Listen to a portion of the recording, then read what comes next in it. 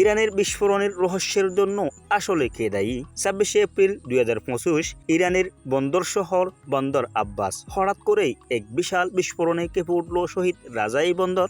চারদিকে ধোঁয়া, আতঙ্ক আর মানুষের কান্নার শব্দ। 4 জন নিহত, আহত অন্তত 500 জন। কিন্তু প্রশ্ন থেকে যায়, কিভাবে ঘটল এই বিস্ফোরণ? দুর্ঘটনা নাকি পরিকল্পিত কিছু?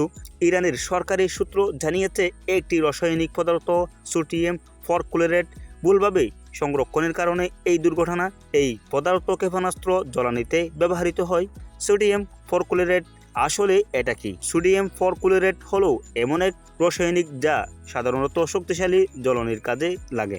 এর সংরক্ষণের সামান্য অসাবধানতা হতে পারে প্রাণঘাতী। কিন্তু বিস্ময়কর বিষয়, এই দুর্ঘটনা ঘটল এমন সময় যখন ইরান ও যুক্তরাষ্ট্রের মধ্যে ওমানে গোপন আলোচনা চলছিল পারমাণবিক কর্মসূচি নিয়ে। তখনই এটা কি কাকতালীয়, নাকি এর পিছনে রয়েছে অন্য কোনো গল্প? আমরা আপনাদের মনে করিয়ে দিতে চাই, 2024 সালে ইরান ও ইসরায়েলের মধ্যে সরাসরি হামলা, পাল্টা হামলার ঘটনা ঘটেছিল। ইরান প্রথমবারের মতো ইসরায়েলের মাটিতে সরাসরি ড্রোন ও ক্ষেপণাস্ত্র হামলা চালিয়েছিল। এরপর পাল্টা জবাবে ইসরায়েলও আঘাত হানে ইরানের বিভিন্ন সামরিক স্থাপনায়। এই বিস্ফোরণ দুর্ঘটনা নাকি কিছু ইঙ্গিত দিচ্ছে? এই পাটভূমিতে অনেক বিশ্লেষকরা প্রশ্ন তুলেছেন, শহীদ রাজাই বন্দরের বিস্ফোরণ কি নিছক দুর্ঘটনা, নাকি দীর্ঘদিনের চাপা উত্তেজনার একটি অনিবার্য গল্প? তবে এই পর্যন্ত কোনো প্রমাণ নেই যে এটি কোনো দেশের হামলা ছিল। ইরানি সরকার বিষয়টিকে দুর্ঘটনা বলেই ঘোষণা করেছে।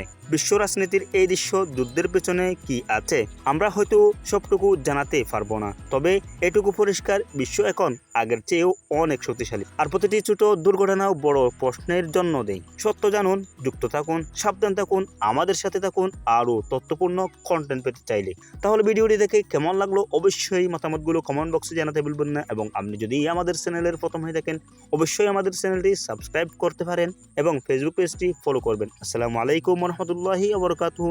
দেখা হচ্ছে নেক্সট কোনো ভিডিওতে। খুদা হাফেজ।